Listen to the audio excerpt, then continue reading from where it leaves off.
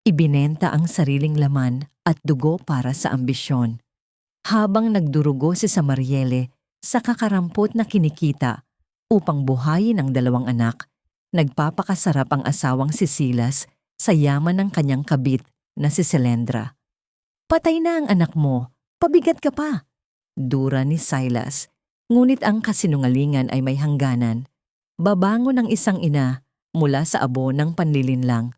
Handa na ba silang harapin ang puot ng inang nagising sa katotohanan? 7 taon na. Samariel, kung hindi ka sana sakitin at pabigat, sana buhay ang pangatlo natin. Utang mo sa akin ang buhay mo. Ang malupit na linyang ito ay sumambulat sa pandinig ni Samariele habang ang kanyang nanginginig na mga daliri ay pilit na tinatahi ang punit sa kwelyo ng kupas na uniforme ng kanyang asawa. Isang gawaing nagpapakita ng pag-aalaga na sinuklian lamang ng mga salitang kasing talim ng karayom na kanyang hawak. Ibinaba niya ang kanyang tingin. Kinakagat ang nanginginig na ibabang labi upang pigilan ang pag-alpas ng isang mapait na hikbi.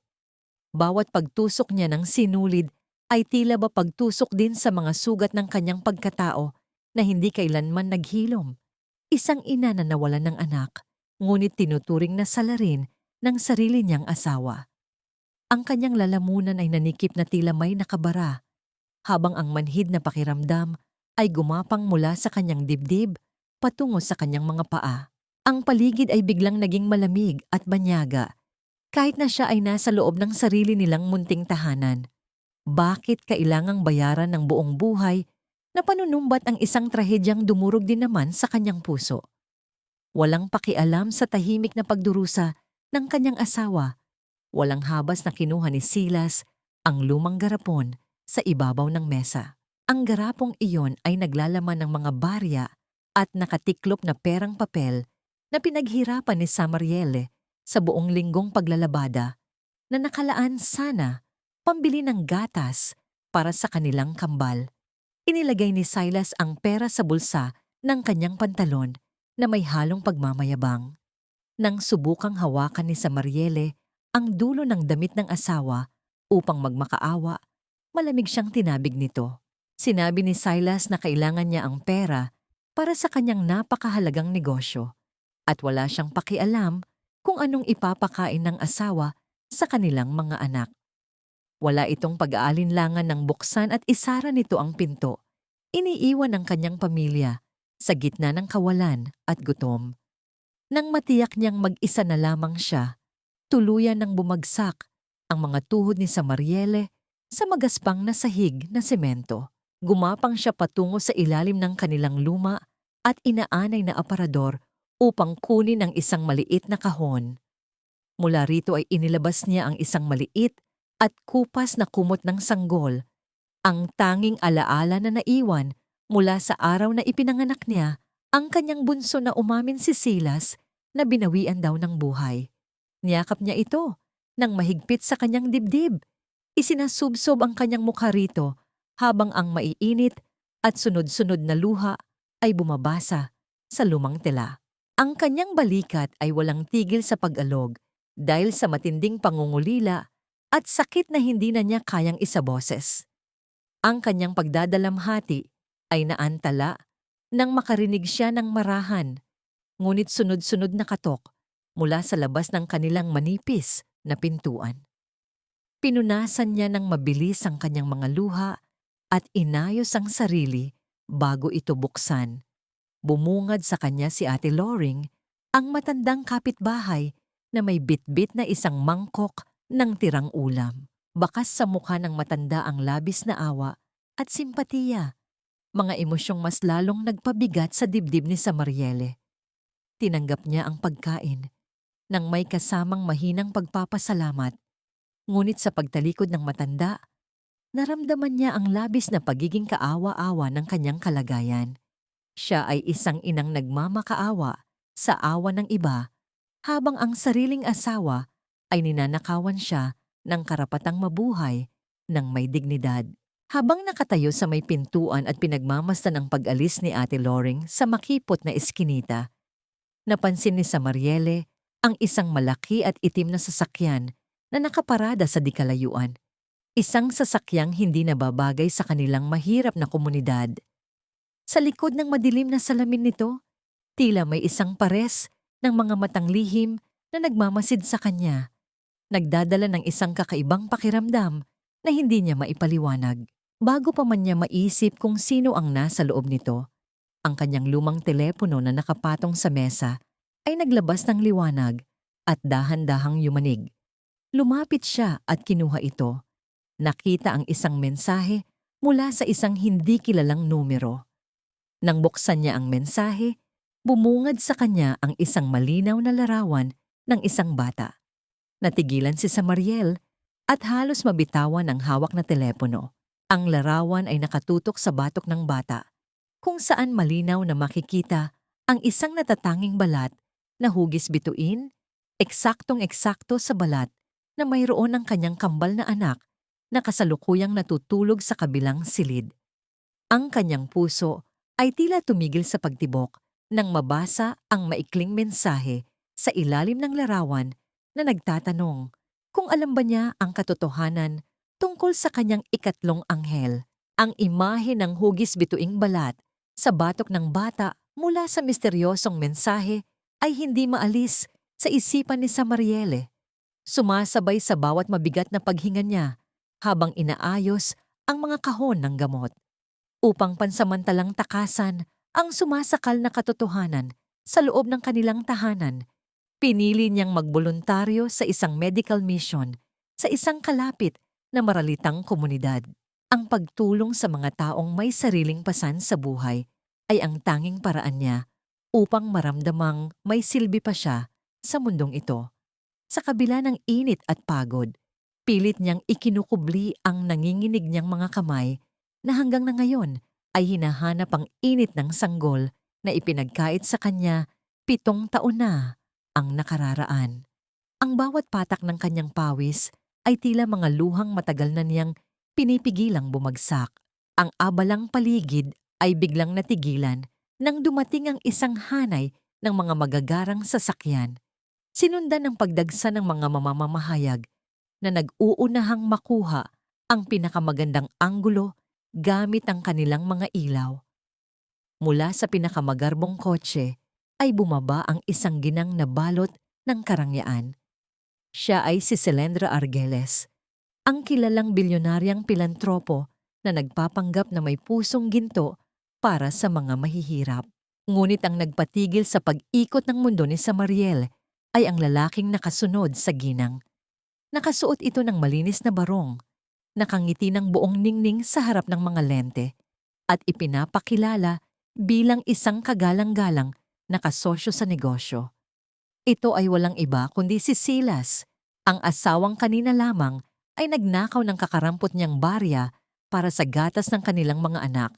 Pinigilan ni Samariel ang kanyang paghinga, dahan-dahang umatras sa likod ng mga nakasalansang upuan upang hindi makita ng lalaking unti-unting sumisira sa kanyang pagkatao. Sa gitna ng mapagkunwaring palitan ng mga ngiti ni Selendra at Silas sa mga tao, isang 7 taong gulang na batang lalaki ang tahimik na lumabas mula sa sasakyan. Nakasuot ito ng mamahaling damit, ngunit bakas sa kanyang mga mata ang matinding pagkabagot at kapag-uran. Sa hindi inaasahang pagkakataon, natisod ang bata sa nakausling ugat ng puno at napasubsob sa maalikabok na lupa. Walang sino man mula sa kampo ni Selendra ang agad na tumulong dahil abala sila sa pagpapakita ng kanilang pekeng kabutihan. Nang makita ito, kusang kumilos ang katawan ni Samariele. Nilapitan niya ang bata at dahan-dahang inalalayan itong tumayo. Gamit ang laylayan ng kanyang sariling lumang damit, maingat niyang pinunasan ng dumi sa namumulang tuhod nito. Nang magtama ang kanilang mga paningin, isang hindi maipaliwanag na kuryente ang dumaloy sa buong pagkatao ni Samariele. Natigilan din ang bata, tinitigan ang babaeng may maruming damit, ngunit may pinakamalambot na haplos na kanyang naramdaman. Nang bahagyang yumuko ang bata upang tingnan ang kanyang binti, lumantad ang kanyang batok. Naroon ang isang malinaw na hugis bituing balat. Ang parehong marka na nakita niya sa litrato, ang parehong marka na nasa balat ng kanyang kambal. Isang malakas na alon ng emosyon ang humampas sa dibdib ni Samariele, halos maging sanhi ng kanyang pagkatumba. Sumisigaw ang kanyang instinto na ang batang kaharap niya ay hindi isang estranghero kundi bunga ng kanyang sariling sinapupunan. Habang pilit kinakalma ni Samariel ang nag-aalab niyang damdamin, napansin niya ang paglapit ng isang pamilyar na mukha mula sa hanay ng mga nag-oorganisa. Ito ay si Sister Salve, ang madring madalas tumulong sa lumang ospital kung saan siya nanganak. Subalit bago pa man makalapit ang madre, nagbago ang timpla ng mukha ni Silas. Mula sa pagiging mapagmataas, ang asawa niya ay biglang namutla at nagpakita ng matinding pagkataranta. Dali-dali itong umiwas ng tingin at nagtago sa likuran ng mga matipunong tauhan ni Selendra. Tila iniiwasan ng banal na babae na parang may malaking kasalanang pilit ibinabaon sa limot. Ang reaksyong iyon ay nagtanim ng malalim na katanungan sa isipan ni Samariele, nagdurugtong sa mga hinalang nagsisimula ng mabuo sa kanyang isipan.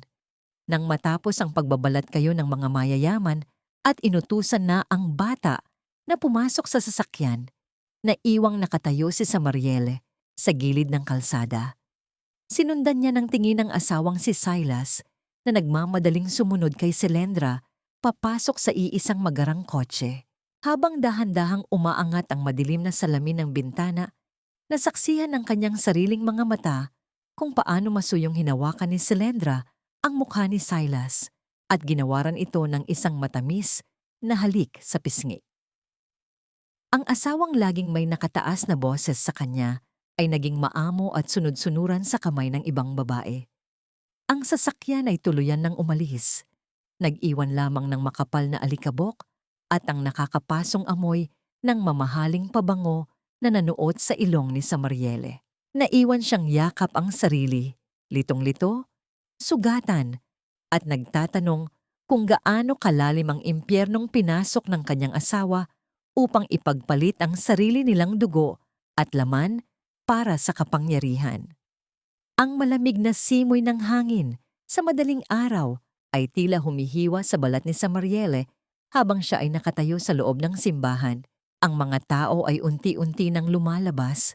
Matapos ang huling misa ng simbang gabi, iniiwan ang malaking istruktura sa isang malalim na katahimikan na binabasag lamang ng mga nagkakaisang bulong ng panalangin. Ang bawat kandilang nakasindi sa altar ay nagbibigay ng naglalarong liwanag sa mukha ni Sister Salve, ang matandang madre na tahimik na nagliligpit ng mga lumang bulaklak.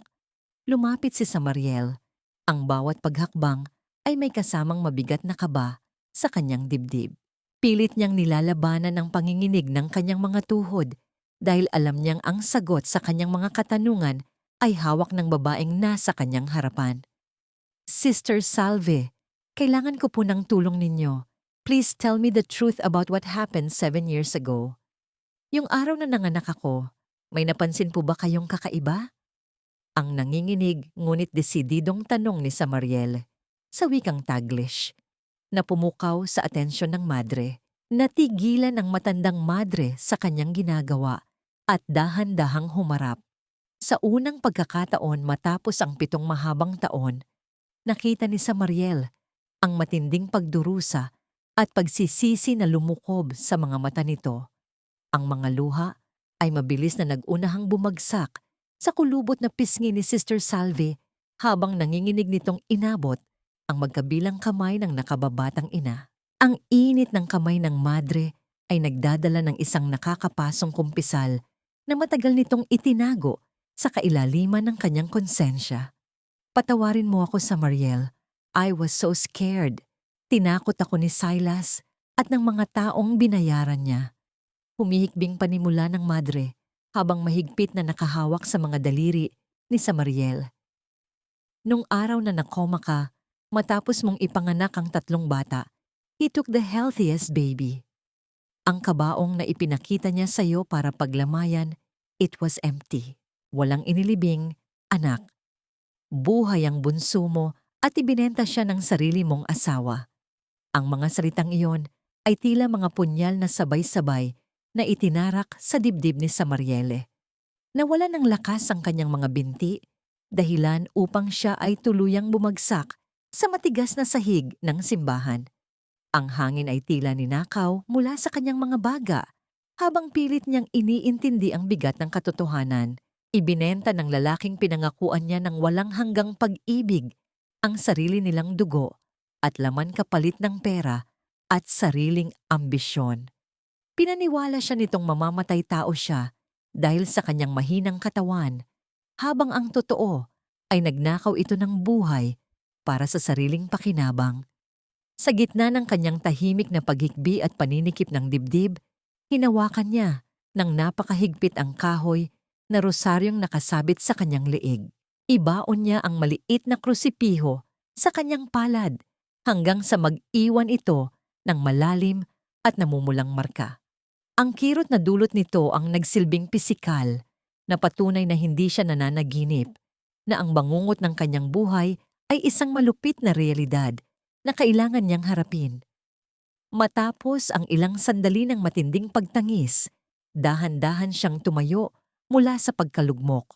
Ang kanyang mga mata ay tuyo na, ngunit pinalitan ito ng isang bagong apoy ng determinasyon na ipaglaban ang kanyang nawalang anak.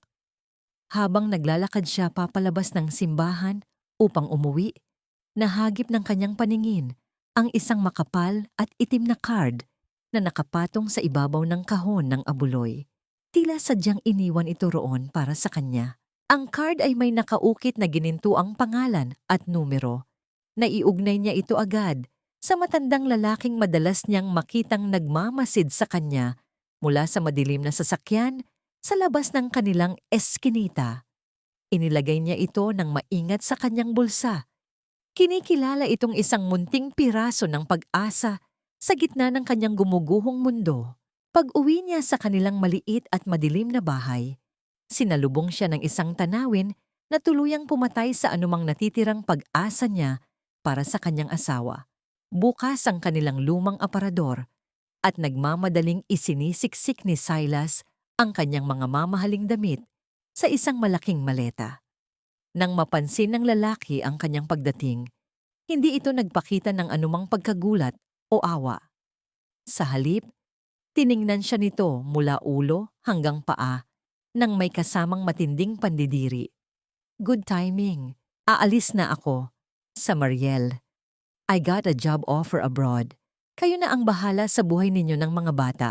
Don't ever look for me." Ang walang awang deklarasyon ni Silas habang patuloy sa pag-iimpake. Walang ni isang patak ng pagsisisi sa boses ng lalaki habang tuluyan nitong itinatakwil ang responsibilidad bilang ama at asawa upang sumama sa babaeng nagbigay sa kanya ng karangyaan. Isinara ni Silas ang kahoy na pinto ng aparador ng buong higpit, nag-iwan ng isang matalim at mabigat na impresyon sa isipan ni Samariele. Nakatayo lamang ang ina habang pinagmamasdan ng lalaking unti-unting lumalayo, batid sa kanyang puso na ang pinto ng kanilang nakaraan ay tuluyan ng naisara, at ang susunod niyang hakbang ay hindi na para umiyak, kundi para bawiin ang buhay na ninakaw sa kanya. Walang bahid ng pag-aalinlangan sa mga mata ni Silas habang inilalapag niya ang iilang barya sa ibabaw ng kanilang sirang mesa. Ang mga piraso ng metal ay gumulong at huminto, isang tahimik na insulto sa halaga ng 7 taong pagsasama nila. Itinuro niya ang nanginginig na asawa. Ang kanyang mukha ay nababalot ng puot at pagmamalaki. "Ito lang ang maiiwan ko sa inyo. Wag na wag mo akong hahanapin, Samariele. Pabigat na nga kayo. Wag niyo nang sirain ang kinabukasan ko." Ang kanyang mga hakbang papalayo ay hindi nag-iwan ng anumang puwang para sa awa. Tuluyang iniiwan ng babaeng nagsakripisyo ng sariling katawan para sa kanyang pamilya, nang tuluyan ng mawala sa paningin niya ang lalaking sumira sa kanyang tiwala. Dahan-dahang pumasok si Samariel sa maliit na silid kung saan natutulog ang kanyang kambal. Lumuhod siya sa gilid ng higaan at mahigpit na niyakap ang maliliit na katawan ng kanyang mga anak. Ang init ng kanilang hininga sa kanyang leeg ang nagbigay sa kanya ng lakas na muntik nang mawala. Pilit niyang nilunok ang pait na bumabara sa kanyang lalamunan at gumuhit ng isang ngiti sa kanyang mga labi kahit na ang kanyang mga mata ay nag-uumapaw sa luha. Hinalikan niya ang kanilang mga noo, tahimik na nangangako sa kanyang puso na ito na ang huling gabi na iiyak sila dahil sa kawalan. Ipaglalaban niya ang pamilyang ito, buo at walang kulang. Kinaumagahan, tangan ang kapirasong itim na card na tila naging huling hibla ng kanyang pag-asa. Natagpuan ni Samariele ang kanyang sarili sa harap ng isang naglalakihang gusali sa sentro ng Makati. Ang bawat hakbang niya, papasok sa marangyang opisina, ay may kasamang matinding kaba. Sinalubong siya ng matandang lalaking madalas niyang makita na palihim na nagmamasid sa labas ng kanilang eskinita. Sa pag-upo niya sa malambot na upuan, isang malaking katotohanan ang yumanig sa kanyang buong pagkatao. Ang bilyonaryong nasa kanyang harapan, si Severino Viona, ay lumuluha habang inaamin na siya ang amang matagal nang naghahanap upang bumawi sa mga tao ng pangungulila. Sa pag-agos ng luha ng pagsisisi, inialok ni Severino ang lahat ng kanyang yaman at kapangyarihan upang durugin sina Silas at Selendra sa isang iglap. Ngunit marahang umiling si Samariele, ang galit sa kanyang dibdib ay nag-aapoy. Subalit mas nangingibabaw ang pagmamahal ng isang ina na natatakot na baka lalong lumayo ang loob ng kanyang anak kung gagamitan niya ito ng dahas at gulo. Hindi po pera o paghihiganti ang kailangan ko ngayon. Ang malumanay ngunit matapang na wika ni Samariele habang mahigpit na nakahawak sa laylayan ng kanyang damit. Kailangan ko pong makasama ang anak ko. Gusto ko pong maramdaman niya ang pagmamahal ko. Tulungan niyo po akong pumasok sa pamamahay nila bilang isang yaya. Bilang paghahanda sa pagbaba ng kanyang dignidad, maingat niyang tiniklop ang mga lumang damit ng kanyang kambal na iiwan niya pansamantala sa ligtas na pangangalaga ng kanyang ama. Bawat pagtupi niya sa mga kupas na tela ay tila paghahanda ng kanyang kaluluwa sa mga pang-iinsultong tiyak na sasalubong sa kanya. Habang ginagawa niya ito, ibinilin din ni Severino na kailangan niyang maging mapagmatsyag sa loob ng mansyon, lalo na sa isang maliit na kahadiyero sa opisina ni Selendra na maaaring naglalaman ng mga nakatagong dokumento tungkol sa iligal na pagbili sa kanyang anak. Pagkaraan ng ilang araw, sa ilalim ng huwad na pangalang Maria, nakatayo si Samariele sa tapat ng nagtataasang pader ng mansyon ng mga Arguel. Ang malamig na hangin ay humaplos sa kanyang simpleng uniforme, walang bakas ng dating asawa na laging nakayuko, kundi isang inang handang maging alipin para sa kanyang dugo at laman. Dahan-dahang bumukas ang malaking gate na gawa sa bakal, nagpapakita ng landas patungo sa isang impyernong nababalot ng ginto at kasinungalingan. Sa bungad ng malaking pinto ng mansyon, nakatayo si Selendra. Ang kanyang mga mata ay nanlilisik at puno ng pangmamaliit habang sinusuri ang bagong dating. Nakayuko si Samariel, pinipigilan ng labis na panginginig ng kanyang mga tuhod at ang pag-usbong ng puot sa kanyang dibdib. Pumasok na siya sa kulungan ng mga ahas, ngunit kakayanin ba ng kanyang pusong inang tiisin ang panlalamig ng sarili niyang anak na matagal nang tinuruan ng ibang tao na kamuhian ng tulad niya? Sino ka? Anong pangalan mo? Ang malamig na boses ni Selendra ay tumama sa pandinig ni Samariel na tila isang hampas. Pinuputol ang kanyang pagkamangha sa napakalawak na sala na nababalot ng ginto at kristal. Nakayuko si Samariele, ang kanyang mga mata ay nakatuon lamang sa mamahaling marmol na sahig, pilit na iwinawaksi ang anumang bakas ng pagkamuhi sa kanyang mukha. Maria po, ma'am, ang mahinang sagot niya. Maria, ulit ni Selendra na may halong pang-uyam sa kanyang tono.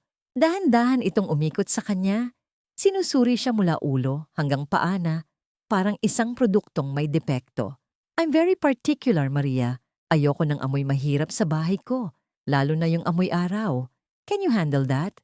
Siguraduhin mong laging malinis ka at laging sa service entrance ka dadaan. Understood? Ang bawat salita ay isang dagdag na sugat sa pagkatao ni Samariele. Nilunok niya ang bara sa kanyang lalamunan, ang pride na matagal na niyang ibinaon. Ang tanging nagpapatibay sa kanyang loob ay ang imahe ng kanyang anak. Para sa kanya, handa siyang maging alikabok sa ilalim ng mga paa ng babaeng ito. Opo ma'am, naiintindihan ko po. Bulong niya, ang kanyang boses ay halos hindi marinig. Mahigpit niyang ikinuyom ang kanyang mga palad sa likuran. Ang dulo ng kanyang mga kuko ay bumaon sa balat upang pigilan ang panginginig ng kanyang buong katawan. Nang matapos ang mapanghamak na panayam, dinala siya ni Selendra sa isang malaking silid na puno ng mga laruan. Sa gitna nito, nakaupo ang isang batang lalaki na abala sa pagbuo ng isang tore gamit ang mga mamahaling blok. Si Treo, ang kanyang anak. Ang tibok sa dibdib ni Samariele ay bumilis at lumakas. Isang malakas at mabilis na kabog ang dumadagundong sa kanyang tainga na tila ba nais kumawala at sumigaw. Ang batang ito, na binuo niya sa kanyang sinapupunan sa loob ng 9 na buwan, ay nasa harapan na niya. Dahan-dahan siyang lumuhod, nanginginig ang mga kamay habang inaalok ang isang maliit na piraso ng tinapay na inihanda niya kanina. Gusto mo ba anak? I mean, Sir Treo? Itinigil ng bata ang kanyang paglalaro at tiningnan ng babaeng nakaluhod sa kanyang harapan. Ang kanyang mga mata ay walang bahid ng pagkasabik. Sa halip ay puno ito ng malamig na pagtatasa. Tinitigan niya ang kamay ni Samariel, ang mga kamay na nagtrabaho ng husto at may mga kalyo, bago ito itabig ng may pandidiri. Ang tinapay ay gumulong sa makintab na sahig. Ayoko niyan. Ang dumi ng kamay mo, yaya. Ang boses ng bata, bagamat musmos, ay may talim na humiwa sa pinakapuso ng kaluluwa ni Samariele. Ang mundo ay tila huminto sa pag-ikot. Nanigas ang kamay ni Samariele sa hangin. Ang kanyang mga mata ay nanlalabo dahil sa nagbabadyang mga luha, ang sarili niyang anak. Ang dahilan ng lahat ng kanyang sakripisyo ay kinamuhian siya sa unang tingin. Ang sakit ay hindi maipaliwanag. Isang klase ng pagdurog na mas masahol pa sa libu-libong sampal. Narinig niya ang mahinang pagtawa ni Selendra mula sa likuran. Isang tunog na lalong nagbaon sa kanya sa kahihiyan. See? He knows class. Linisin mo yan at siguraduhin mong hindi ka nalalapit sa anak ko nang hindi naghuhugas ng kamay gamit ang alkohol. Nang iwanan siyang mag-isa sa silid upang maglinis, dahan-dahang pinulot ni Samariele ang bawat piraso ng nahulog na tinapay. Habang naglalakad palabas, napansin niya ang isang maliit na laruang kotse na naiwan ni Treo sa sahig. Lumingon siya sa paligid upang tiyaking walang nakatingin bago niya ito mabilis na dinampot. Dinala niya ito sa kanyang dibdib at ipinikit ang kanyang mga mata. Inamoy niya ito ng malalim. Hinahanap ang amoy ng kanyang anak sa isang piraso ng plastik. Ito ay isang munting sandali ng pagnanakaw, isang desperadong paraan upang maramdaman ang koneksyon na ipinagkait sa kanya. Habang ginagabayan siya ng isa pang katulong patungo sa kanyang maliit na kwarto sa dulo ng pasilyo, napansin niya ang isang malaking pintong gawa sa kahoy na may kakaibang kandado. Ito ay laging sarado. Nagtatago ng isang hiwaga sa loob ng marangyang kulungang ito. Kinagabihan, habang abala siya sa pagpupunas ng mga muebles sa tahimik na sala, ang marahang pagpihit ng seradura at ang pagbukas ng malaking pinto sa harapan ay nagpatigil sa kanyang paggalaw. Nagtago siya sa dilim sa likod ng isang malaking haligi. Ang kanyang puso ay muling kumabog ng mabilis. Narinig niya ang malambing na boses ni Selendra na sumalubong sa bagong dating. "You're home, honey." Isang boses ng lalaki ang sumagot. Isang boses na napakapamilyar at kasuklam-suklam sa kanyang pandinig. Ang boses na yon ay ang mismong dahilan ng kanyang pagdurusa. "I missed you." Ang malambing na sagot ni Silas, ang kanyang taksil na asawa. Ang mga salita ay sinundan ng isang halik. Naniga si Samariel sa kanyang kinatatayuan. Ang basahang hawak niya ay bumagsak sa sahig nang hindi niya namamalayan. Siya ay isang bilanggo sa loob ng isang bahay kung saan ang kanyang karselero ay ang 2 taong sabay na pumatay sa kanyang pag-asa at nagnakaw sa kanyang anak. Ang dilim sa likod ng malaking haligi ay naging kanlungan ni Samariele. Mula rito, pinanood niya ang 2 taong nagpahirap sa kanya na naglalambingan sa gitna ng marangyang sala. Ang kanyang mga kuko ay bumaon ng mas malalim sa kanyang mga palad. Ang pisikal na sakit ay nagsisilbing pampamanhid sa emosyonal na pagdurusa na halos dumurog sa kanyang dibdib. Pinanood niya ang paghalik ni Silas sa mga labi ni Selendra. Isang halik na puno ng kasakiman at ambisyon, malayong malayo sa mga halik na dati nitong ibinibigay sa kanya na puno ng mga pangakong napako. Umupo ang 2 sa malambot na sofa at ang boses ni Silas ay umalingaw-ngaw sa katahimikan, puno ng pagrereklamo.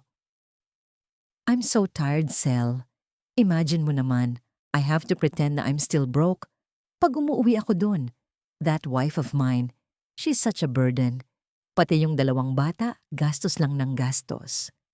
Ang bawat salita ay isang latigo na humahagupit sa puso ni Samariele. Ang lalaking pinagsilbihan niya, ang amang dapat maging sandigan ng kanilang mga anak, ay itinuturing silang mga pabigat lamang. Hindi pa nakontento, sinundan pa ito ng isang mapagmataas na sagot mula kay Selendra. Well, that's the price you have to pay. Remember, Silas, binili kita. I bought you out of your pathetic life, and I bought that kid to be my heir. So you better play your part well, or you'll end up back in the gutter where you belong. Ang malamig na katotohanan sa likod ng kanilang relasyon ay mas malinaw pa sa kristal na chandelier sa itaas nila. Si Silas ay hindi minamahal, siya ay isang alipin na binili. At ang kanyang anak, si Treo, ay hindi inampon dahil sa pagmamahal, kundi binili bilang isang tropeyo. Ang pag-unawang ito ay nagdulot ng isang matinding awa sa puso ni Samariel. Para sa kanyang anak, tinakpan niya ang kanyang bibig, gamit ang nanginginig na kamay upang pigilan ang anumang tunog na maaaring magmula sa kanyang lalamunan. Kailangan niyang manatiling nakatago. Kailangan niyang tiisin ang lahat ng ito.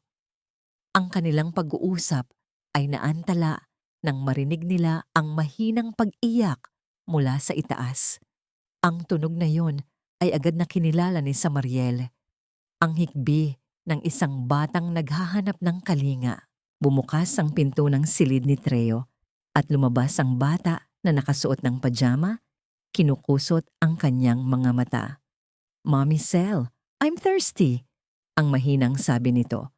Ang mukha ni Selendra ay agad na nabalot ng pagkainis. Can't you see I'm busy? Bakit hindi mo tawagin ang bago mong yaya? What are we paying her for? Ang masungit na sagot nito, walang anumang bakas ng pag-aalala para sa bata. Ang paninigaw na yon ay nagtulak kay Samariel na kumilos. Kahit na ang kanyang mga tuhod ay nanginginig sa takot, lumabas siya mula sa kanyang pinagtataguan, na natiling nakayuko upang itago ang kanyang mukha sa dilim. Mabilis niyang nilapitan si Treo at hinawakan ito sa kamay. Ako na po, sir. I'll get you some water, bulong niya. Habang papunta sila sa kusina, ang munting kamay ni Treo na nakahawak sa kanya ay nagpadala ng isang kakaibang init sa buong katawan ni Samariel. Sa kusina, habang isinasalin niya ang tubig sa isang baso, ang panginginig ng kanyang mga kamay ay halos maging sanhi ng pagkatapon nito. Ang bawat sandali na kasama niya ang bata ay isang halo ng napakatamis na kaligayahan at napakapait na takot. Nang pabalik na sila, hindi inaasahang humarang sa kanilang daan si Silas. Ang puso ni Samariel ay halos tumalon palabas ng kanyang dibdib. Dahan-dahang lumakad ang lalaki, papalapit. Ang kanyang mga mata ay naniningkit. Pilit na inaaninag ang mukha ng babaeng nakayuko sa dilim. Ang amoy ng alak sa hininga nito ay tumama sa kanyang ilong. Dahan-dahang itinaas ni Silas ang kanyang kamay at hinawakan ng balikat ni Samariel. Ang pagdikit ng kanyang balat ay nagdulot ng isang malamig na kilabot na gumapang sa kanyang likuran. "Teka," sabi ni Silas. Ang kanyang boses ay naguguluhan. "Parang pamilyar ka. Nagkita na ba tayo?" Ang mga daliri nito ay nagsimulang humigpit sa kanyang balikat. Isang kilos na nagbabantang tanggalin ang maskarang matagal na niyang isinuot. Nanigas si Samariele, hindi makagalaw, hindi makahinga. Isang maling galaw, isang maling salita, at ang lahat ng kanyang pinaghirapan ay guguho sa isang iglap. Ang mabigat na kamay ni Silas sa kanyang balikat ay tila isang malagkit na posas na pumipigil sa kanyang paghinga upang makatakas sa mapanuring titig ng lalaki. Biglang binago ni Samariel ang kanyang tindig at nagsalita sa isang puntong probinsyana na malayo sa kanyang natural na boses. "Ay, pasensya na po, sir. Naglilinis lang po ako ng mga alikabok dito," sabi niya, habang lalong iniyuyuko ang kanyang ulo. Tinitiyak na ang kanyang buhok ay tatakip sa gilid ng kanyang mukha. Ang biglaang pagbabago sa kanyang pananalita ay sapat na upang malito si Silas, na bahagyang lumayo at kumunot ang noo, tila hindi sigurado sa kanyang unang hinala. Ang tensyonadong sandali ay nabasag nang marinig nila ang matinis na boses ni Selendra na puno ng pagkainis. "Silas, what are you doing? Pinapansin mo pa yung katulong na yan?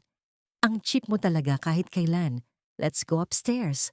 Ang mga salita ay tumama kay Silas na may kasamang kahihiyan at wala itong nagawa kundi ang lunukin ang kanyang pride at sumunod na parang isang maamong aso sa kanyang amo. Habang paakyat sila sa hagdanan, lihim na nagpasalamat si Samariel sa kasungitan ni Selendra na siyang nagligtas sa kanya sa bingit ng pagkakabuko. Mabilis niyang dinala si Treo pabalik sa silid nito. Ang kanyang puso ay patuloy pa rin sa mabilis na pagtibok. Kinabukasan, dala ang pagnanasang mas mapalapit sa kanyang anak. Ipinagluto ni Samariel si Treo ng isang mainit na sopas ng manok. Ito ang paboritong pagkain ng kanyang kambal, isang lutong bahay na puno ng pagmamahal na laging nagpapagaling sa kanila tuwing sila ay may sakit. Dahan-dahan niyang inilapag ang mangkok sa harap ng bata na abala sa paglalaro sa kanyang mamahaling tablet. Ngunit sa halip na matuwa, tiningnan lamang ito ni Treo ng may pandidiri. "Yuck! I don't eat that. My mommy Selendra only buys me food from expensive restaurants," sabi nito bago walang awang itulak ang mangkok. Ang mainit na sopas ay tumapon sa makintab na sahig. Ang mga piraso ng manok at gulay ay kumalat na parang mga basag na piraso ng puso ni Samariel. Ang kanyang pinaghirapan, ang pag-asang makakonekta sa kanyang anak sa pamamagitan ng isang simpleng pagkain ay nawasak sa isang iglap.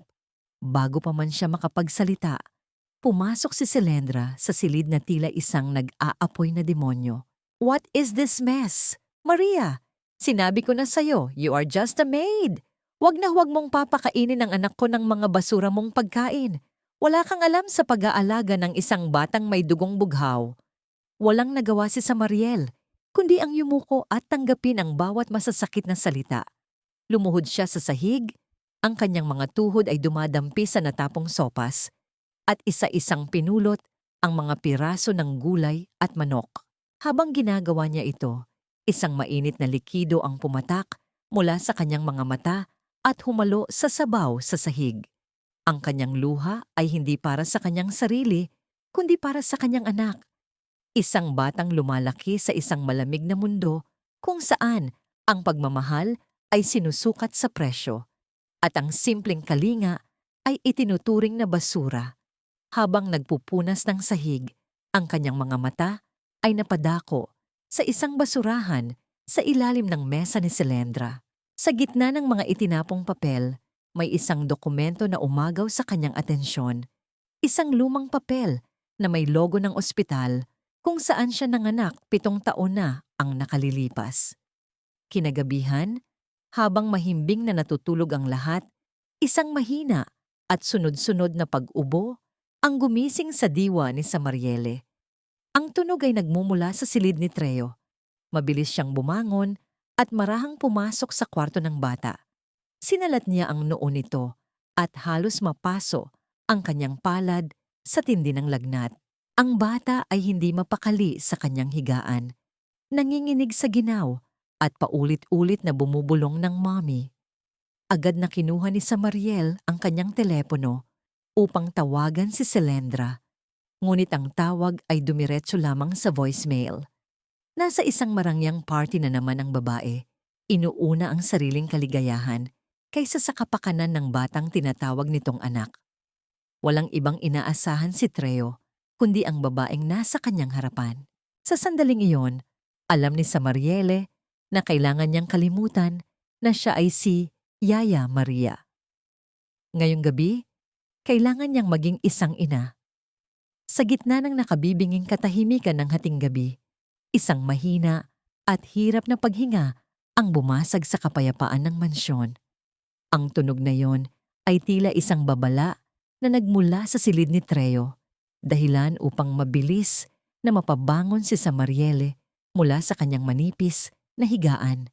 Hindi na niya inisip ang banta ni Selendra na huwag pumasok sa silid ng bata nang walang pahintulot. Ang tanging mahalaga sa kanya sa sandaling iyon ay ang kaligtasan ng kanyang anak. Nang marating niya ang higaan ni Treo, bumungad sa kanya ang bata na nanginginig sa ginaw sa ilalim ng makapal na kumot. Ang mukha nito ay namumula at ang pawis ay dumadaloy sa kanyang maliit na noo. Dahan-dahang inilapat ni Samariel ang kanyang palad sa balat ng bata at tila ba napaso siya sa tindi ng init na nagmumula rito. Ang bawat paghinga ni Treo ay may kasamang huni mula sa kanyang dibdib. Isang palatandaan na ang sakit ay lumalala na. Agad na kinuha ni Samariele ang kanyang telepono at sinubukang tawagan si Selendra. Sa bawat segundo ng paghihintay sa kabilang linya, ang kaba sa kanyang dibdib ay lalong tumitindi.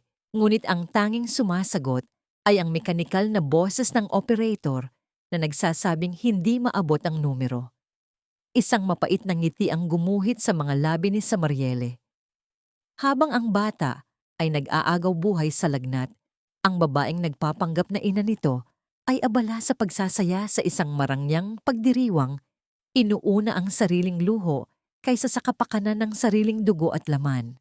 Dahil walang maasahan sa iba, kumilos si Samariele ayon sa kanyang instinto bilang isang ina. Kumuha siya ng isang palanggana ng maligamgam na tubig at isang malambot na bimpo. Tanging ang marahang pagpiga ng tubig mula sa tela ang maririnig sa silid habang sinisimulan niyang punasan ang katawan ni Treo. Ang bawat haplos niya ay may kasamang panalangin at pag-iingat. Tila ba natatakot siyang saktan ng bata sa kabila ng lambot ng kanyang hawak. Ginawa niya ang lahat ng kanyang natutunan bilang isang nurse at bilang isang inang nag-alaga sa kambal sa loob ng maraming taon. It's okay, Treo. Nandito na si Yaya. Everything will be fine, baby.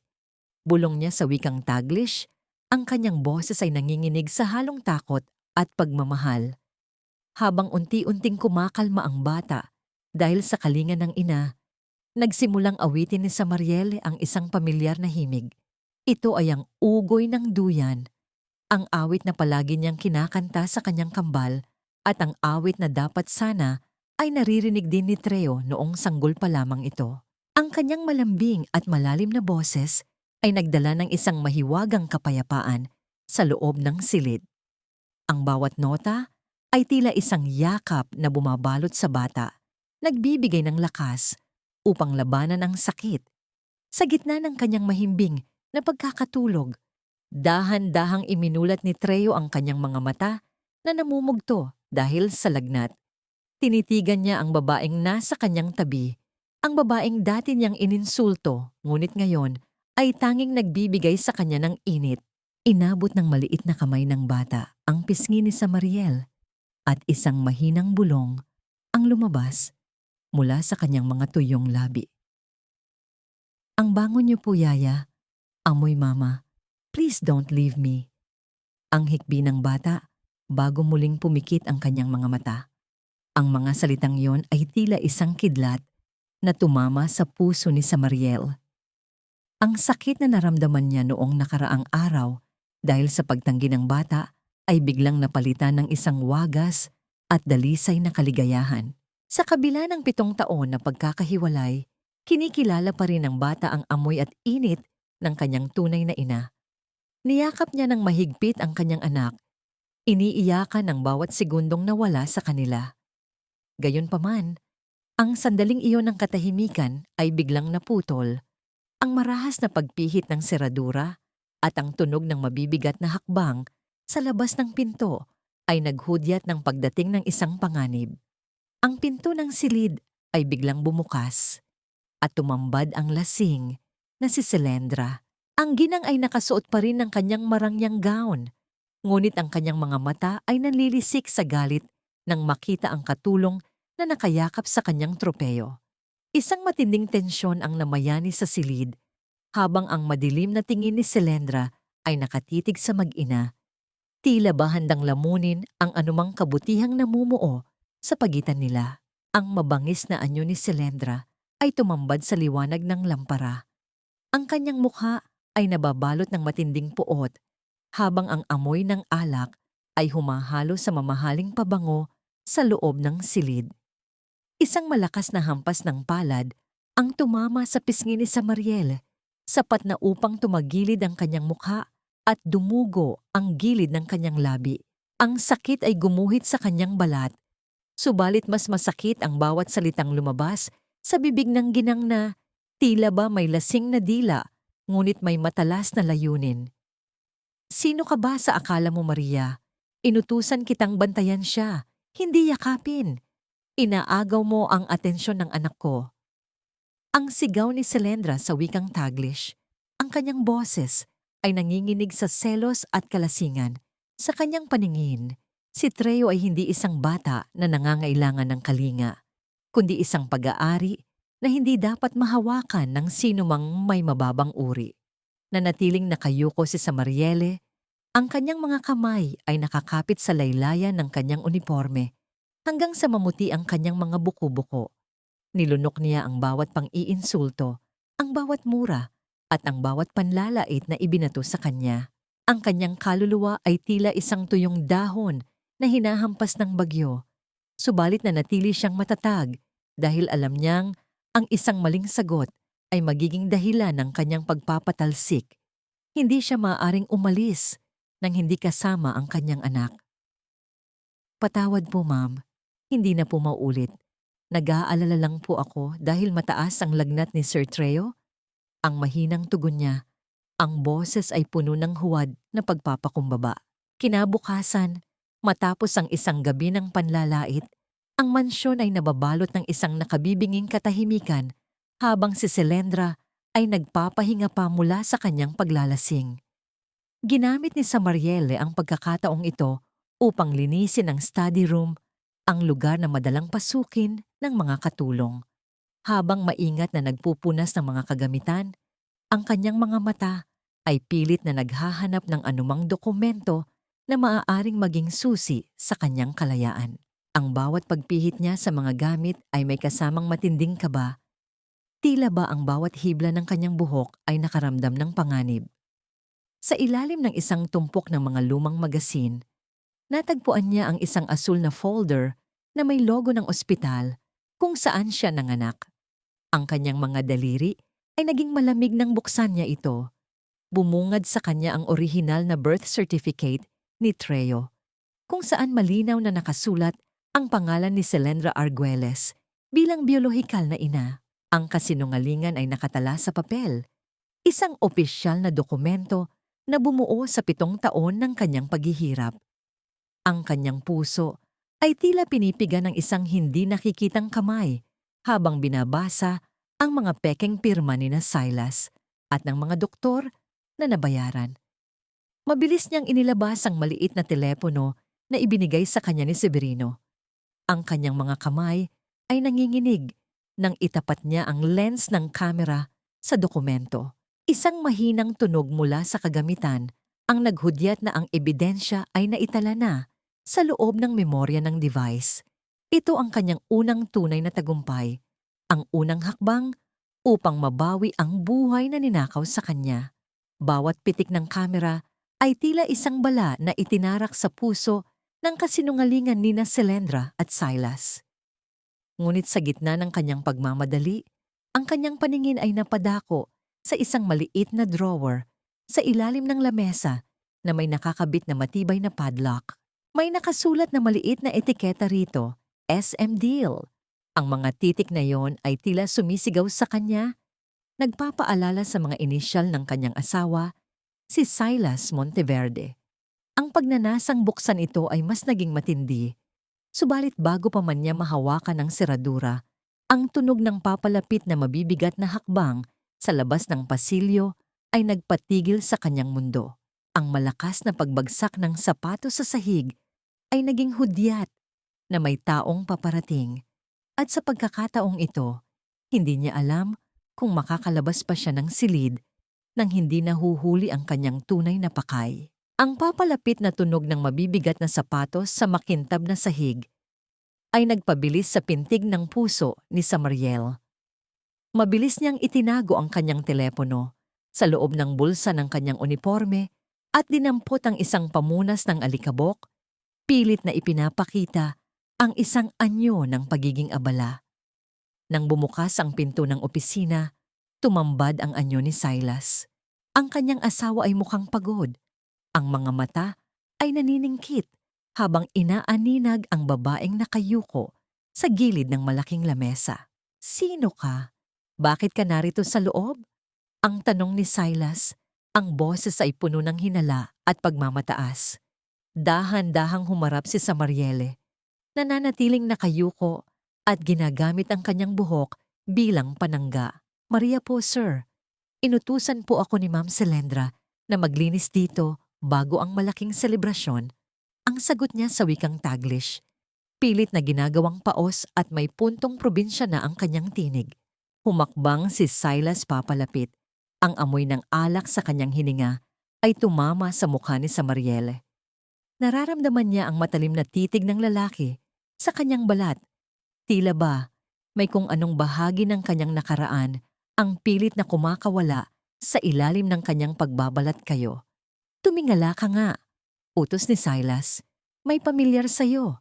Yung mga mata mo, yung paraan mo ng pagtayo. Parang nakita na kita."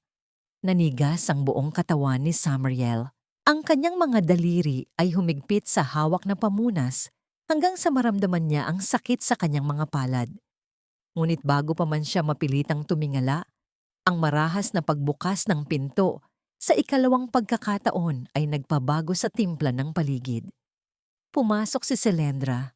Ang kanyang mukha ay nababalot ng matinding inis habang tinitingnan ang dalawa. "Silas, what are you doing here? Nakikipag-usap ka na naman ba sa katulong? How many times do I have to tell mo na don't lower your standards?" Ang matalas na paggalit ni Selendra. Ang bawat salita ay tila isang sampal sa dignidad ni Silas na agad namang yumuko at umurong na parang isang takot na bata. "And you, Maria, get out! Diyan ka na lang ba sa loob maghapon?" Mabilis na lumabas si Samariel. Hindi man lang nag-iwan ng isang sulyap. Nagtago siya sa gilid ng pinto, sapat na upang marinig ang bulong ng dalawa sa loob. Ang kanyang puso ay patuloy sa mabilis na pagtibok. Ang takot at puot ay naglalaban sa kanyang dibdib. Narinig niya ang boses ni Selendra na puno ng mapait na plano. "Gusto ko, after Treo's 7th birthday party, i-prepare mo na ang papers niya for boarding school abroad." Ang utos ng ginang. Masyado na siyang nagiging attached sa yaya na yan. "We need him to grow up as a real heir, hindi yung amoy mahirap. Ang batang yan ay binili natin para maging mukha ng pamilyang ito, hindi para magkaroon ng emosyon." Ang mga salitang yon ay tila mga lason na pumasok sa pandinig ni Samariele. Ang kanyang anak, ang kanyang bunso, ay itatapon sa malayo upang maging isang malamig at walang pusong tao. Ang bata ay itinuturing lamang na isang mukha, isang pag-aari na kailangang hubugin ayon sa kagustuhan ng mga taong Nagnakaw nito. Ang bawat hikbi na pilit niyang pinipigilan ay nagdulot ng isang matinding panginginig sa kanyang buong pagkatao. Nang lumabas si Silas mula sa opisina, hindi niya inaasahang naroon pa rin si Samariele. Sa isang madilim na sulok ng pasilyo, muli silang nagtagpo. Sa pagkakataong ito, walang ibang tao sa paligid. Hinawakan ni Silas ang braso ni Samariel, ang kanyang kamay ay mahigpit at nanginginig. Sa kabila ng kanyang pagiging maamo kay Selendra, ang kanyang tunay na anyo bilang isang mapang-abusong lalaki ay lumalabas kapag walang nakatingin. Huwag mong isiping ligtas ka dahil lang paborito ka ng bata. Bulong ni Silas sa kanyang tainga. Ang boses ay puno ng banta. Nararamdaman ko may itinatago ka at kapag nalaman ko kung ano yun, sisiguraduhin kong sa kalsada ka pulutin. Dahan-dahan nitong hinaplos ang pisngi ni Samariele, isang haplos na hindi puno ng pag-ibig, kundi ng isang madilim na pagnanasa at pananakot. Ang lamig ng mga daliri ni Silas ay nag-iwan ng isang mapait na marka sa kanyang balat, isang paalala na ang lalaking dati niyang minahal ay tuluyan nang naging isang halimaw na walang kaluluwa. Nakatayo si Samariel sa tapat ng naglalakihang salamin ng bintana ng isang pribadong silid sa opisina ni Severino. Ang sikat ng hapon ay tumatama sa kanyang mukha, ngunit ang kanyang isipan ay nananatiling nakakulong sa madilim na pasilyo ng mansyon ng mga Arguelles. Humihingi siya ng panandaliang laya mula sa kanyang tungkulin bilang yaya, gamit ang dahilan na mayroon siyang mahalagang emergency sa kanyang pamilya sa Pasig. Ang bawat segundo na malayo siya kay Treo ay nagdadala ng isang kakaibang kirot, subalit alam niyang ang pag-alis na ito ang susi upang tuluyan silang magkasama. Dahan-dahang bumukas ang pinto ng silid at pumasok si Severino Viona. Ang matandang lalaki ay may dalang isang puting sobre. Ang kanyang mga kamay ay bahagyang nanginginig habang papalapit sa kanyang anak. Sa kanyang mga mata ay mababakas ang isang halo ng takot at pag-asa. Walang maraming salita, inilapag ni Severino ang sobre sa ibabaw ng lamesang gawa sa mahogany. Ang tanging maririnig sa silid ay ang mabagal at malalim na paghinga ng dalawang taong pinaglayo ng tadhana at ngayon ay pinagtagpo ng katotohanan. Binuksan ni Samariel ang sobre, ang bawat pagpunit niya sa papel ay tila pagpunit din sa mga tao ng kasinungalingan ni Silas. Sa loob ay naroon ang resulta ng DNA test na palihim niyang ginawa gamit ang buhok ni Treo na nakuha niya sa suklay ng bata. Ang kanyang paningin ay nanlabo dahil sa nag-uumapaw na luha nang mabasa ang numerong 79%. Isang positibong tugma. Ang batang hinahamak ni Selendra at ipinagpalit ni Silas ay tunay na sa kanya. Ang bunso niya ay hindi namatay. Siya ay buhay at kasama niya sa iisang bubong. Naghihintay lamang na mabawi mula sa mga kamay ng mga halimaw. Naramdaman ni Samariel ang mainit na palad ni Severino na pumatong sa kanyang nanginginig na kamay. Hindi ka na muling lalaban ng mag-isa sa Marielle. Lahat ng kailangan mo, ibibigay ko. Sisiguraduhin nating malalaman ng buong mundo ang ginawa nila sa inyo. Ang matapang na pangako ng kanyang ama. Sa sandaling iyon, ang sugat ng pagkaulila ni Samariele sa sariling ama ay nagsimulang maghilom. Ang kalinga ni Severino ay nagsilbing balutin niya laban sa lahat ng sakit na naranasan niya sa kamay ni Silas. Sama-sama nilang binuo ang plano para sa nalalapit na ikapitong kaarawan ni Treo, isang marangyang pagdiriwang na inihahanda ni na Selendra upang ipagmalaki ang kanilang pekeng yaman at pamilya. Lingid sa kaalaman ng mga ito, ang selebrasyong iyon ang magiging huling gabi ng kanilang kaligayahan. Inihanda ni Severino ang mga legal na dokumento, ang mga ebidensya ng transaksyon ni Silas, at ang lahat ng paraan upang mapahiya ang mga ito sa harap ng kanilang mga piling panauhin at ng media. Hahayaan nating sila mismo ang magdala ng bigat ng sarili nilang mga ginawa. Sabi ni Severino, ang kanyang boses ay mababa, ngunit puno ng matibay na pasya. Pagbalik ni Samariel sa mansyon ng gabing iyon, sinalubong siya ng isang tagpong agad, nagpasikip sa kanyang dibdib. Sa gitna ng sala, nakatayo si Selendra, halatang puno ng galit habang mahigpit na kinakausap si Treo. Tahimik na umiiyak ang bata. Ang kanyang maliliit na balikat ay nanginginig sa bawat pigil na hikbi. Ang mabigat na tensyon sa silid ay tila isang unos na anumang sandali ay maaaring sumabog, at naramdaman ni Samariele na muli na namang sinusubok ang kanyang pagpipigil. Pinipilit siyang pasuotin ng isang napakabigat at makating costume para sa gaganaping party. Isang bagay na hindi komportable para sa bata, ngunit mahalaga para sa imaheng nais ipakita ng ginang. "Stop crying, you ungrateful brat. Isinuot ko na sa'yo ang lahat ng mamahaling gamit. Pero hanggang na ngayon, amoy mahirap ka pa rin. Akala mo ba madaling magpanggap na anak kita?"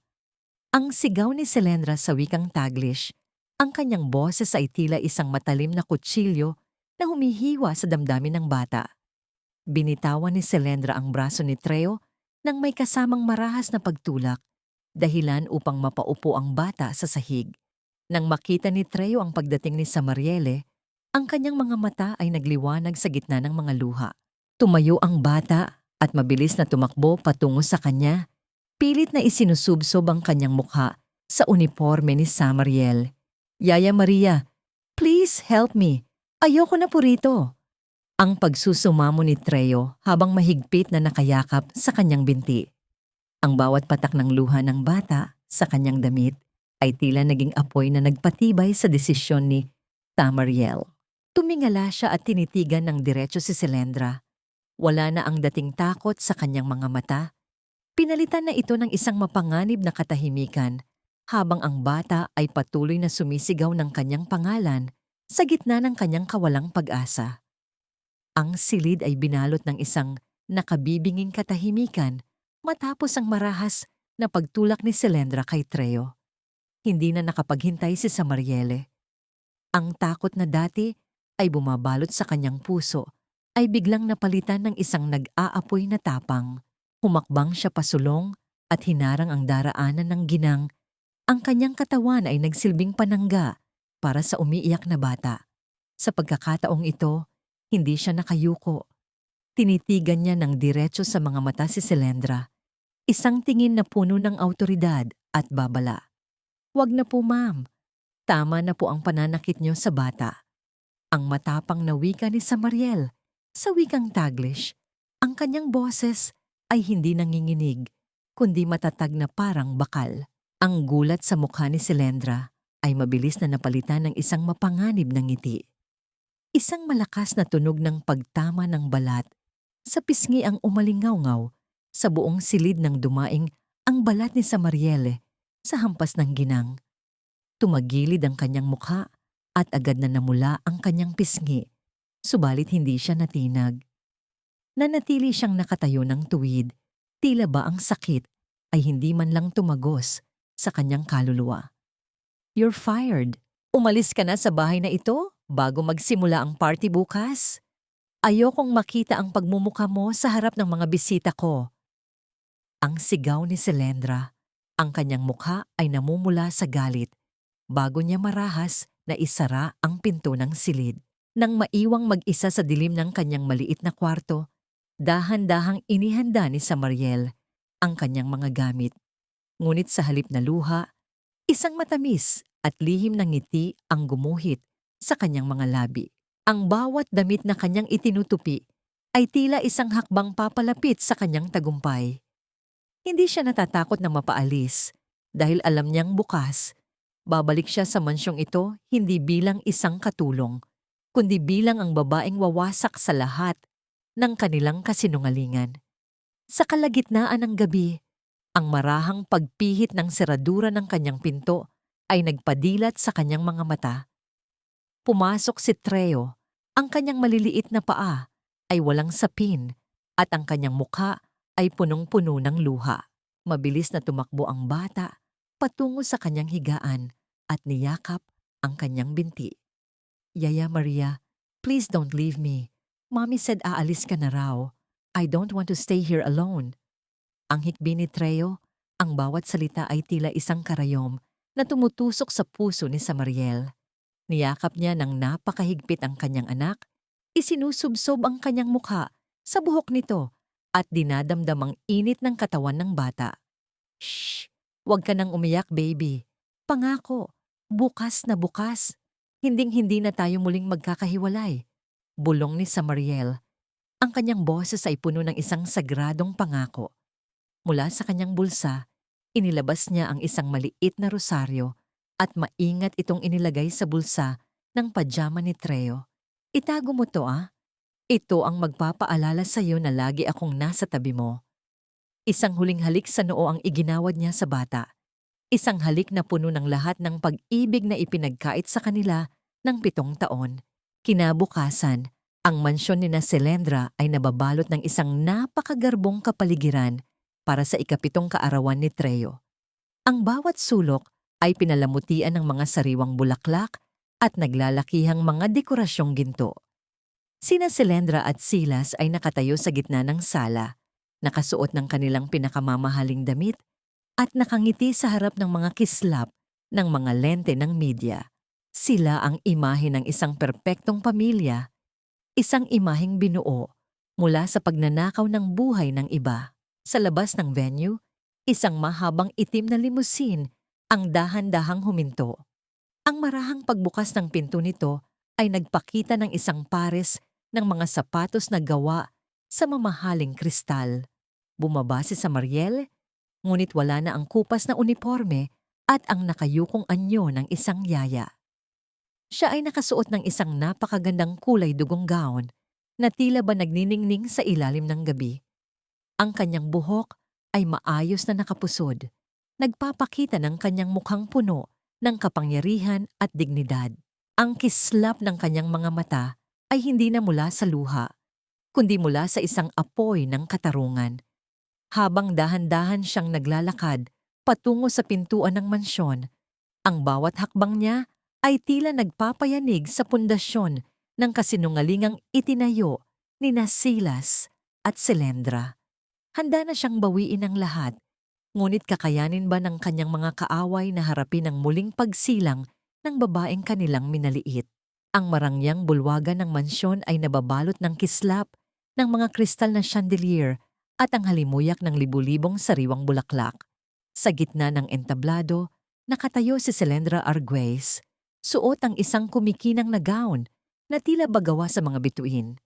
Ang kanyang mga labi ay may nakapintat na matamis na ngiti, habang hawak ang mikropono, handang ibigay ang kanyang talumpati sa harap ng mga piling panauhin mula sa alta sosyedad at mga mamamahayag. Being a mother is the greatest gift and the most selfless journey I've ever had. Ang panimula ni Selendra sa wikang Taglish, ang kanyang boses ay puno ng huwad na emosyon. Treo is my life. I would do everything, even by the world, just to give him the best. Dahil ang pamilya ang pinakamahalagang kayamanan natin. Habang ang mga palakpakan ay pumupuno sa silid, biglang huminto ang masayang tugtugin ng mga biolin. Ang malalaking pinto ng bulwagan ay dahan-dahang bumukas. Nagpapasok ng isang malamig na simoy ng hangin na tila ba nagpatahimik sa lahat. Mula sa dilim ng pasilyo, lumitaw ang isang anyo na nagpatigil sa paghinga ni na Silas at Selendra. Si Samariele ay naglalakad ng buong dahan-dahan sa gitna ng pulang alpombra. Ang kanyang kulay dugong gown ay humahaba sa sahig at ang bawat hakbang niya ay may kasamang awtoridad na tila ba ang bawat hibla ng kanyang pagkatao ay muling nabuhay mula sa abo. Ang mukha ni Silas ay biglang nawalan ng kulay, naging kasing puti ng pader, habang ang pawis ay nagsisimulang gumuhit sa kanyang noo. Mabilis siyang bumaba mula sa entablado at hinarang si Samariel. Ang kanyang mga kamay ay nanginginig sa galit at takot. Anong ginagawa mo rito? Baliw ka ba? Get out! Guard! Ilabas ang babaeng ito. She's mentally unstable. Ang sigaw ni Silas, ang boses ay nanginginig sa desperasyon na itago ang katotohanan. Ngunit bago pa man makalapit ang mga gwardya, ang muling pagbukas ng pinto ay nagpakita ng isang hanay ng mga lalaking nakasuot ng barong at uniporme ng pulis. Pinangunahan sila ni Severino Viona. Ang matandang bilyonaryo ay naglalakad nang may matibay na paninindigan. Ang kanyang mga mata ay nakatuon lamang sa proteksyon ng kanyang anak. "Huwag ninyong hahawakan ng anak ko." Ang malalim at nakapanginig na tinig ni Severino na nagpatigil sa lahat ng gumagalaw sa bulwagan. Kinuha ni Samariel ang mikropono mula sa kamay ng isang nagulat na waiter. Tumayo siya sa harap ng lahat. Ang kanyang mga balikat ay tuwid at ang kanyang paningin ay matalas na parang espada. "You talk about motherhood, Selendra. You talk about family, Silas." Ang tanong ni Samariel. Ang kanyang boses ay umalingaw-ngaw sa bawat sulok ng mansyon. Sa isang hudyat, ang malaking projector screen sa likod ng entablado na dapat sana ay magpapakita ng mga larawan ng paglaki ni Treo ay nagbago. Isang madilim na video ang lumitaw. Doon ay malinaw na makikita si Silas. 7 taon na ang nakalilipas habang tumatanggap ng isang makapal na sobre ng pera mula sa isang tauhan ni Selendra sa loob ng isang madilim na silid ng ospital. Kasunod nito ay ang boses ni Sister Salve na nagsasalaysay ng malupit na transaksyon ng pagbebenta sa sanggol. At ang huli, ang pinakamalaking dagok, ang resulta ng DNA test na nagpapatunay na si Samariele ang tunay na ina ni Treo. Ang bulwagan ay napuno ng bulungan at ang kislap ng mga lente ng kamera ay walang tigil sa pagtama sa mga mukha ni na Silas at Selendra. Ang kahihiyan ay tila isang malakas na agos na lumulunod sa kanila. Si Selendra ay napakapit sa gilid ng lamesa. Ang kanyang paghinga ay naging mababaw at mabilis, habang si Silas ay pilit na naghahanap ng mapagtataguan mula sa mga mapanuring mata ng madla. "Ang batang itinuturing ninyong tropeyo ay ang batang ninakaw ninyo sa akin." Ang sigaw ni Samariel, ang kanyang boses ay naputol dahil sa lalamunang naninikip sa pinaghalong galit at tagumpay. "Ipinagpalit mo ang sarili mong anak sa pera, Silas. At ikaw, Selendra, binuo mo ang karangyaan mo sa ibabaw ng luha ng isang ina." Ang bawat salita ni Samariele ay tila isang pako na ibinabaon sa kabaong ng reputasyon ng mga Arguelles. Ngunit sa gitna ng kaguluhang ito, sa gitna ng mga sigawan at pagtutok ng mga kamera, isang mahalagang bagay ang napansin ni Samariele. Ang silya kung saan dapat nakaupo si Treo ay biglang nabakante. Ang bata ay wala na sa loob ng bulwagan. Ang kanyang puso ay muling kinubabawan ng isang matinding kaba. Tila ba ang tagumpay na ito ay may kasamang malaking panganib na hindi niya inaasahan. Nasaan ang kanyang anak sa gitna ng gulo na ito? Ang gulo sa loob ng bulwagan ay tila isang malakas na bagyong humahagupit sa lahat ng dako. Sa gitna ng nagkakagulong mga panauhin at nagkikislapang mga kamera, natagpuan ni Samariele ang kanyang anak sa dulo ng entablado. Hawak ni Selendra si Treo ng napakahigpit. Ang kanyang mga kuko ay bumaon sa maliit na braso ng bata. Tila ba isang sugatang hayop na ayaw bitawan ang kanyang huling pag-aari. Ang mukha ni Selendra ay nababalot ng matinding desperasyon. Ang kanyang dating maayos na buhok ay kalat-kalat na at ang kanyang mga mata ay nanlilisik sa galit. "Akin siya. Hindi niyo siya pwedeng makuha sa akin." Ang sigaw ni Selendra, ang boses ay pumapailan lang sa buong mansyon. "Binili ko siya. Pinakain ko siya ng pinakamasasarap na pagkain. Isinuot ko sa kanya ang pinakamamahal na mga damit. Ako ang nagbigay sa kanya ng buhay na hinding-hindi mo maibibigay, Maria." Sa bawat salita, lalong humihigpit ang kapit niya kay Treo. Hindi iniintindi ang takot at sakit na nararamdaman ng bata. Sa kabilang panig, si Silas ay pilit na gumagapang patungo sa pintuan. Sinusubukang tumakas sa gitna ng kaguluhan. Ngunit hinarang siya ng mga tauhan ni Severino. Wala na ang mapagmataas na Silas. Ang natira na lamang ay isang duwag na lalaking nanginginig ang mga tuhod. Nang makita niya ang mga pulis na papalapit, mabilis siyang lumingon kay Samariele at lumuhod sa sahig. "Samariel, please, patawarin mo ako. Ginawa ko lang yun para sa atin, para magkaroon tayo ng puhunan. Si Selendra ang may kasalanan. Siya ang nakiusap sa akin. Ang hiyaw ni Silas, ang bawat salita ay puno ng pagtataksil sa kanyang kinakasama upang iligtas ang sariling balat. Hindi pinansin ni Samariele ang pagmamakaawa ni Silas. Ang kanyang buong atensyon ay nakatuon lamang kay Treo. Dahan-dahan siyang lumuhod sa gitna ng pulang alpombra. Ilang metro ang layo mula sa anak. Inalis niya ang anumang bakas ng galit sa kanyang mukha at pinalitan ito ng isang malambot at mapagmahal na anyo. Mula sa kanyang maliit na bag, inilabas niya ang kupas at lumang kumot ng sanggol na itinago niya sa loob ng 7 taon. Ang telang yon, bagamat luma, ay nagtataglay ng lahat ng pangungulila at pag-asa ng isang ina. Treo, baby, tingnan mo ako. Ang malumanay na wika ni Samariel, ang kanyang boses ay tila isang mahinahong awit sa gitna ng ingay. Hindi mahalaga ang ginto o ang mansyong ito. Ang mahalaga ay ang init ng yakap na ibinigay ko sa'yo noong gabing may lagnat ka. Naaalala mo ba ang awit na kinanta ko?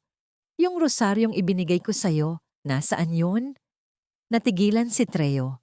Tumingala ang bata kay Selendra na ang mukha ay balot ng puot at pagkatapos ay tumingin kay Samariel. Ang bata ay dahan-dahang dinala ang kanyang kamay sa bulsa ng kanyang mamahaling suit at hinawakan ang maliit na rosaryo. Sa sandaling iyon, ang lahat ng mga alaala ng pagmamahal at tunay na kalinga na naramdaman niya mula kay Yaya Maria ay bumalik ng malinaw sa kanyang isipan. Naalala niya ang amoy ng gatas, ang malambot na haplos, at ang pakiramdam na siya ay ligtas sa bisig ng babaeng ito. Ang bata ay nagpumiglas mula sa nakakasakal na hawak ni Selendra. Hindi kasi, Mommy. You're mean. You always hurt me. Ang sigaw ni Treo. Buong lakas siyang kumawala at tumakbo patungo sa direksyon ni Samariel. Ang bawat hakbang ng bata ay tila nagpapahinto sa tibok ng puso ng lahat ng nakasaksi. Nang makarating siya kay Samariel, mabilis niyang isinubsob ang kanyang mukha sa balikat ng kanyang tunay na ina at umiyak ng napakalakas. Mama, Mama, take me home. Ayoko na po rito. Niyakap ni Samariel ang kanyang anak. Nang napakahigpit, isinusubsob ang kanyang mukha sa buhok nito habang ang kanyang sariling mga luha ay bumubuhos ng walang tigil. Ito ang yakap na ninakaw sa kanila ng 7 taon. Ang yakap na nagpapatunay na ang pag-ibig ng ina ay mas malakas kaysa sa anumang halaga ng salapi. Sa gitna ng kanilang pagyakap, ang mga pulis ay dahan-dahang lumapit at nilagyan ng malamig na metal ang mga pulso nina Silas at Selendra. Ang tunog ng paglalapat ng mga posas ay nagsilbing huling hudyat ng pagbagsak ng kanilang imperyo ng kasinungalingan. Habang inilalabas ang mga ito ng bulwagan, tumingin si Silas kay Samariele nang may pag-asa sa kanyang mga mata. Umaasang makikita ang kahit munting bahid ng awa. Ngunit ang tanging isinagot ni Samariele ay isang matalim na katahimikan habang patuloy niyang hinahaplos ang buhok ni Treo. Nakamit na niya ang kanyang katarungan, ngunit habang pinagmamasdan niya ang kanyang anak na nanginginig pa rin sa takot, isang malaking katanungan ang naiwan sa kanyang puso. Matapos ang lahat ng hapdi at sugat, sapat na ba ang pagmamahal niya upang hilumin ang nagkapira-pirasong buhay ng kanyang anak? Ang paligid sa loob ng silid-bisitahan ng presinto ay nababalot ng isang amoy ng kalawang at luma, isang atmosperang tila ba sumasakal sa anumang bahid ng pag-asa. Nakaupo si Samariel sa harap ng makapal na salamin. Ang kanyang mga kamay ay payapang nakapatong sa ibabaw ng lamesa. Wala na ang panginginig, wala na ang takot. Matapos ang ilang sandali, bumukas ang bakal na pinto sa kabilang panig at iniluwa ang anyo ni Silas. Ang lalaking dati ay laging nakasuot ng plansadong barong at puno ng kayabangan ay mukhang lantang gulay na ngayon sa loob ng kanyang kulay kahel na uniporme. Ang kanyang buhok ay gulo-gulo at ang kanyang mga mata ay lubog at walang kislap. Nang makita ni Silas ang kanyang asawa, mabilis siyang lumapit sa salamin at kinuha ang telepono. Sa Mariele, salamat naman at binisita mo ako. Please, kausapin mo ang tatay mo. Iurong niyo na ang kaso. Pamilya pa rin tayo, di ba? Isipin mo ang kambal. Isipin mo si Treo. At saka, isipin mo yung utang na loob mo sa akin noong niligtas ko ang buhay mo noong nanganak ka. Ang sunod-sunod na pagsusumamo ni Silas sa wikang Taglish, pilit pa ring ginagamit ang panunumbat upang makuha ang kanyang gusto. Tiningnan ni Samariel ang lalaki nang may halong lungkot at awa. Hindi ito ang awa ng isang taong nais tumulong, kundi awa para sa isang kaluluwang tuluyan nang nilamon ng sariling kasakiman. Nanatili siyang mahinahon. Ang kanyang boses ay tila isang payapang agos ng tubig sa gitna ng ingay. Pinapatawad na kita, Silas. Hindi dahil karapat-dapat ka sa kapatawaran ko, kundi dahil karapat-dapat ako at ang mga anak ko sa kapayapaan. Pinapatawad kita dahil ayaw ko nang magdala ng bigat sa puso ko sa tuwing makikita ko ang mga anak natin. Pero ang katarungan ay kailangang mangyari. Panagutan mo ang lahat ng ginawa mo. Ibinaba ni Samariele ang telepono bago pa man makapagsalita muli si Silas.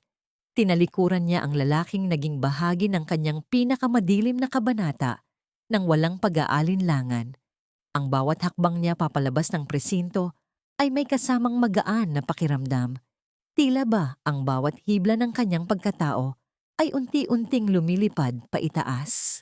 Paglabas niya ng gusali, sinalubong siya ng sikat ng araw at ang sariwang hangin na tila ba humahaplos sa kanyang mukha bilang tanda ng isang panibagong simula. Ang tunog ng mga ibon sa paligid ay nagsilbing musika ng kanyang kalayaan. Pagdating niya sa malawak na hardin ng mansyon ni Severino, isang tanawin ang nagpahinto sa kanyang mundo. Ang kanyang kambal ay masayang nagtatakbuhan sa ibabaw ng luntiang damo at sa gitna nila ay si Treo. Ang bata ay wala na sa loob ng mabigat na costume.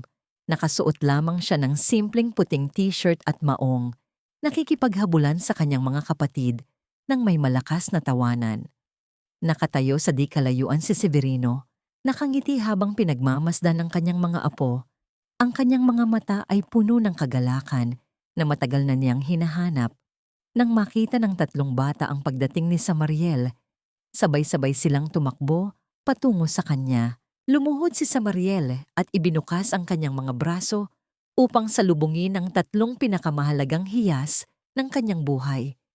Niyakap niya ang mga ito ng sabay-sabay. Ang init ng kanilang mga maliliit na katawan ay nagbigay ng isang ganap na paghilom sa lahat ng sugat ng kanyang nakaraan. Sa sandaling iyon, ang pamilyang pinaglayo ng dusa at kasinungalingan ay tuluyan ng nabuo. Habang hinihimas ni Samariel ang buhok ni Treo, ang bata ay tumingala sa kanya ng may malalambot na mata. Mama, hindi na po tayo aalis dito, di ba? Dito na po tayo lagi. Ang tanong ni Treo sa wikang Taglish, ang boses ay puno ng pag-asa. Ngumiti si Samariel at hinalikan ng noo ng kanyang bunso. Dito na tayo lagi, baby. Pangako. Hinding-hindi na muling may kukuha sa inyo sa akin. Isang malalim na pagbuntong hininga ang pinakawalan ni Samariele habang nakatingin sa malayo. Nakamit na niya ang kapayapaan, ang katarungan, at ang kanyang mga anak. Ngunit habang tinititigan niya ang kanyang mga kamay na may mga marka pa rin ng hirap ng nakaraan, naisip niya, sa mundong puno ng mga lihim at kasakiman, sapat na ba ang pagmamahal ng isang ina upang protektahan ang kanyang pamilya habang buhay? O ito pa lamang ang simula ng isang mas malaking laban para sa kanilang kinabukasan? Isang taon ang mabilis na lumipas mula nang gumuho ang mga pader ng kasinungalingan sa loob ng mansyon ng mga Arguelles. Ang sikat ng araw sa hapong ito ay tila ba mas malambot at mas mainit, habang dahan-dahan itong nanunuot sa mga dahon ng malalaking puno ng mangga sa malawak na hardin ni Severino. Ang simoy ng hangin ay may dalang bango ng mga namumukadkad na sampagita, isang halimuyak na nagpapahiwatig ng kalinisan at ng isang panibagong simula. Nakaupo si Samariel sa isang puting upuan, sa ilalim ng lilim. Ang kanyang mga mata ay payapang nakamasid sa tatlong bata na naglalaro sa gitna ng damuhan. Ang kambal at si Treo ay magkakahawak kamay. Ang kanilang mga malambing na himig ng kagalakan ay nagsisilbing pinakamagandang musika sa pandinig ng kanilang ina. Wala na ang panginginig sa mga kamay ni Samariel. Ang kanyang mga kuko na dati ay bumaon sa sariling palad dahil sa puot ay maayos na ngayon. At ang kanyang balat ay wala na ang bakas ng kapag-uran mula sa mga gabing walang tulog. Sa bawat pagtawa ni Treo, nararamdaman niya ang isang bahagi ng kanyang pusong dati ay nagkapira-piraso na muling nabubuo at humihilom. Ang bata ay hindi na tumatawag ng Yaya Maria. Sa bawat pagkakataon, ang salitang mama ay lumalabas sa mga labi nito ng may buong pagtitiwala at pagmamahal. Natututunan na ni Treo na ang tunay na yaman ay hindi matatagpuan sa presyo ng mga laruan, kundi sa init ng yakap na ibinibigay sa kanya gabi-gabi bago siya matulog. Lumapit si Severino, ang kanyang amang matagal na nawala, ngunit ngayon ay ang pinakamatibay na sandigan ng kanilang pamilya. Inilapag nito ang isang baso ng sariwang juice sa ibabaw ng lamesa nang walang anumang ingay. You look at peace, Samariel. Ang malumanay na puna ni Severino sa wikang Taglish, habang ang kanyang mga mata ay puno ng pagmamalaki sa katapangan ng kanyang anak. Ngumiti si Samariel at marahang tumango. I am Dad. For the first time in 7 years, I can finally breathe. Hindi na niya iniisip sina Silas at Selendra. Para sa kanya, ang mga ito ay mga multo na lamang ng nakaraan na unti-unti nang nilalamon ng limot. Pinatawad na niya ang mga ito, hindi dahil karapat-dapat sila, kundi dahil ayaw niyang hayaan ang galit na maging karselero ng kanyang kaluluwa. Ang katarungan ay naibigay na ng batas, at ang kanyang obligasyon sa kanila bilang tao ay natapos na sa sandaling tinalikuran niya ang pintuan ng presinto. Ginamit ni Samariele ang kanyang yaman mula sa mana ni Severino upang itayo ang pundasyon ng ugoy ng duyan. Ito ay isang silungan para sa mga inang biktima ng pang-aabuso at mga batang ninakawan ng kanilang pagkatao. Sa bawat babaeng natutulungan niyang tumayo muli, nakikita niya ang sarili niyang anino na dahan-dahang bumabangon mula sa abo. Ang kanyang karanasan ay naging isang sulo na nagbibigay ng liwanag sa iba pang mga inang nawawalan na ng pag-asa. Habang ang takip silim ay dahan-dahang gumuguhit ng mga kulay rosas at lila sa kalangitan, tumayo si Samariele at tinawag ang kanyang 3 anak upang pumasok na sa loob ng bahay. Ang bata ay nagunahang tumakbo patungo sa kanya at sa isang pagkakataon, muli niyang naramdaman ang bigat ng kanilang mga katawan habang sabay-sabay siyang niyayakap. Ang bawat tibok ng kanilang mga puso sa kanyang dibdib ay isang paalala na ang pag-ibig ng isang ina ay isang mandirigma na hindi kailanman susuko. Sa huling sandali bago pumasok sa loob ng mansyon, lumingon si Samariel sa malayo. Ang hangin ay muling humaplos sa kanyang mukha, tila ba bumubulong ng isang huling mensahe ng pasasalamat. Natanto niya na ang tunay na kapayapaan ay hindi ang kawalan ng gulo, kundi ang kakayahang manatiling buo sa gitna ng bagyo. Ang kanyang sugatang nakaraan ang siyang nagturo sa kanya kung paano magmahal ng mas malalim, kung paano magpatawad ng mas tapat, at kung paano protektahan ang kanyang pamilya ng may lakas na nagmumula sa kailaliman ng kanyang kaluluwa. Ang kwento ng kanyang dusa ay natapos na, at ang kabanata ng kanilang walang hanggang pagmamahalan ay kasisimula pa lamang.